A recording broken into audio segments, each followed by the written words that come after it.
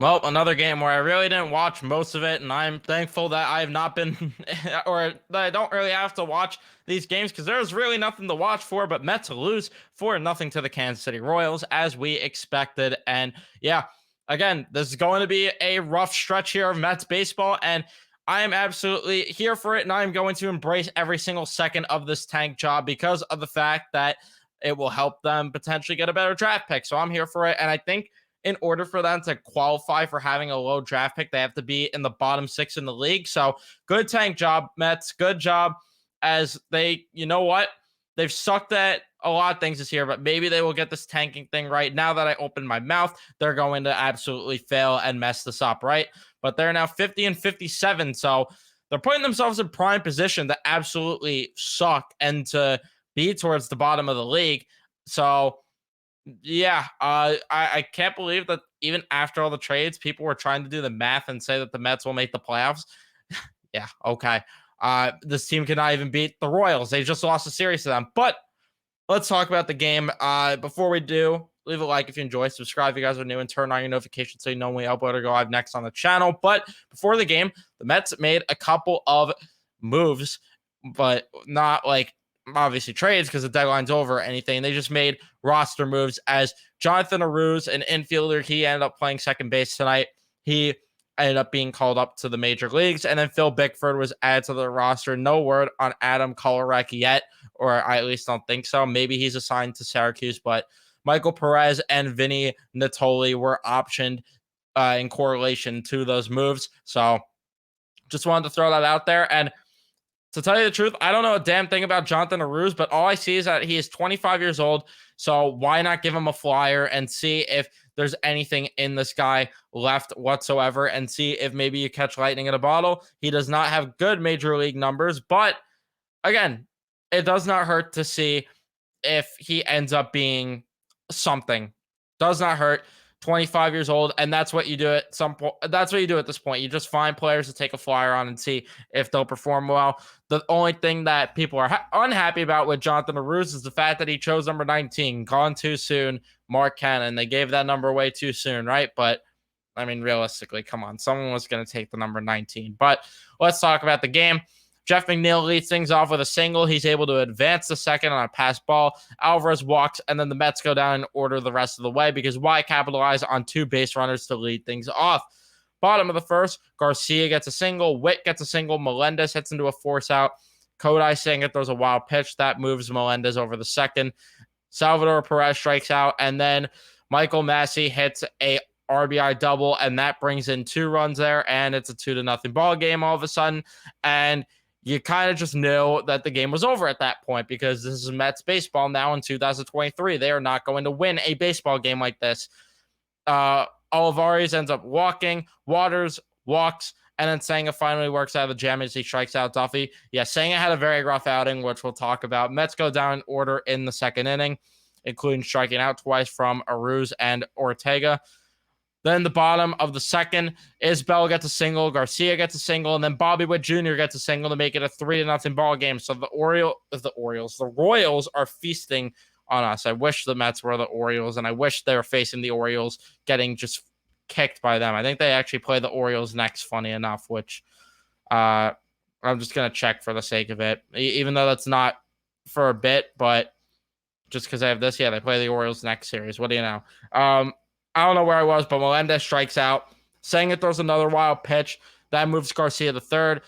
Perez strikes out. Massey flies out. Finally, out of the jam, we go to the top of the third. Danny Mendick gets a single. Jeff McNeil gets a single. And then again, why capitalize with 2 base runners on to kick things off in the inning as they go down in order the rest of the way. Bottom of the third, Olivares gets a single. Waters hits into a double play. Duffy grounds out, so a little bit of an easier inning there for Kodai Senga. The Mets go down order in the 4th inning. Bottom of the 4th, Isbell gets a single, and then Garcia hits into a double play, and then a pop out there from Bobby Witt Jr. So very similar to the last inning and a much-needed type inning for Kodai Senga. Top of the 5th, Ortega strikes out. Mendick gets a single. McNeil gets a single. And again, why capitalize with 2 base runners on as Alvarez strikes out and Lindor flies out? Bottom of the 5th, Melendez grounds out. Then Perez hits a double, and he was called out on the play, but they end up reviewing it, and that gets overturned. He was safe. Glad they were able to let Salvador Perez leg out a double there, as he's 100 years old at this point. Glad they were doing that. This is just Mets baseball. Michael Massey then grounds out, and then Olivares strikes out. We go to the top of the 6th, where Alonso grounds out. Vientos gets a big double. Beatty strikes out. Aruz gets a single, but unfortunately, Vientos ends up being gunned out at the plate, trying to go home on the play there, and score a run, but didn't matter because the Mets just did not do anything at all tonight. Bottom of the 6th, Drew Waters strikes out. Duffy gets a single. Isbell pops out. Garcia with a single. Reed Garrett comes in. Kodai Senga was done for the day at that point. He pitched horrendous. There's no way around it. Even though he only allowed 3 runs, there's still no way around that he didn't pitch at least what we've seen Senga do lately. So it's concerning. But Bobby Witt Jr. flies out. And then Zerpa comes in the pitch for the Royals, and he gets a 1-2-3 inning. Bottom of the 7th, Reed Garrett gets a 1-2-3 inning. That's pretty impressive. And then in the top of the 8th, Alvarez gets a single to lead things off, and the Mets waste it as Lindor flies out, and Alonso hits into a double play. Bottom of the 8th, Phil Bickford comes in, has an impressive strikeout at first, and I'm like, okay, Phil Bickford. And then allows a home run to Drew Waters as he crushes that one to right field. 4-0 ball game. He gets the last 2 batters out, but then the 9th inning, there was no hope. The Mets had base runners. Clark came in the pitch. Vientos and Beatty grounded out. And then with 2 outs, Stewart comes up the pitch hit. He walks. Ortega walks as well. Vogelback gets a pitch hit single. And then McNeil grounds out to end the game. He throws his helmet. He's not happy. And yeah, Mets lose 2 for 12 with runners in scoring position. And I think at one point they were 0 for 6 in the game, if I saw that tweet correctly from someone. I forgot who it was, but I would obviously credit them otherwise. But yeah, this is just what it is. It's a tank job. No ways around it.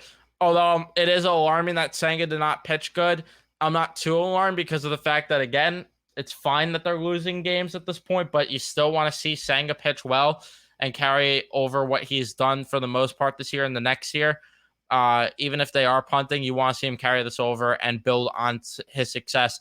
5 2/3 of an innings pitch, 11 hits against. Gross. 2 walks is not bad considering Senga usually walks the park. 6 strikeouts for him. Not the best considering what Senga usually gives. And then 3 earned runs. You needed better from Kodai Senga, but again, didn't matter because this team does not score runs ever for Kodai Senga. Ever. It's like Jacob deGrom all over again. Reed Garrett pitches 1 1/3 of an inning. He actually did very good. Got a strikeout. Bickford, not a good Mets debut. Yikes with him. And then the lineup. McNeil went 3 for 5. Mendick went 2 for 3. You had a couple 1-4s in there with Alvarez, Vientos, and Aruz. But yikes. Lindor, Alonso going 0 for 4.